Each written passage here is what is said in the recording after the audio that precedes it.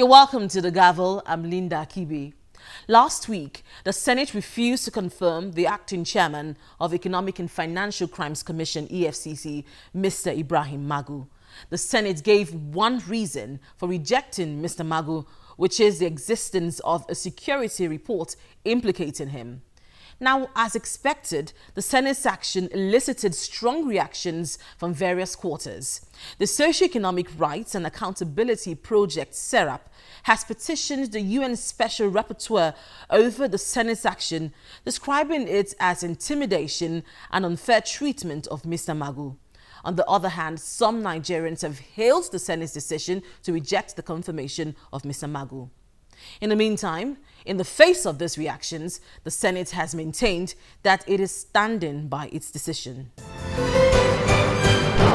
Last week, the acting anti-graft agency chairman, Ibrahim Magu, came to the National Assembly. He was there for a second time in the hope of being confirmed as the chairman of the Economic and Financial Crimes Commission, EFCC.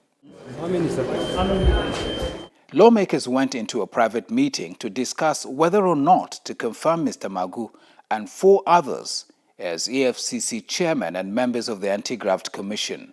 That's exactly what the Senate has said. The Senate spokesman told journalists the outcome of the executive session.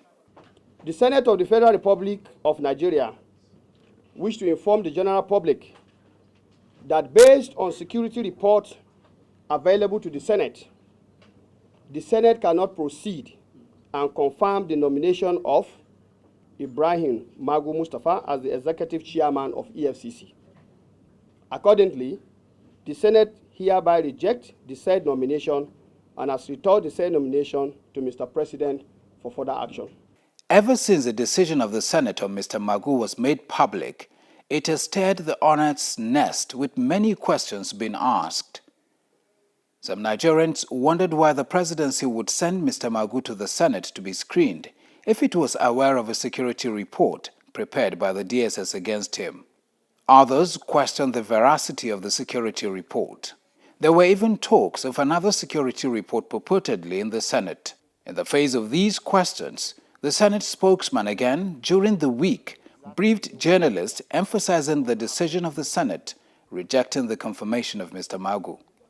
He says Nigerians should disregard any comments made by any senator or member of the public to the contrary.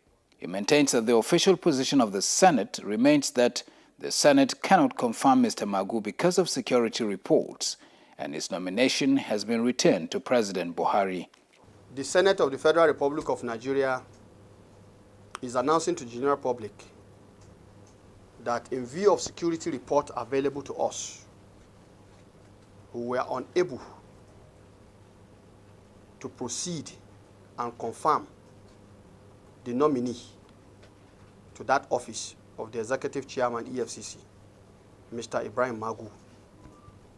And I said, accordingly, the Senate hereby rejects the said nomination and returns the nomination to Mr. President for further action.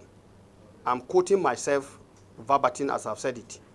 So for me, that is the official position of the Senate and remains the only official position of the Senate.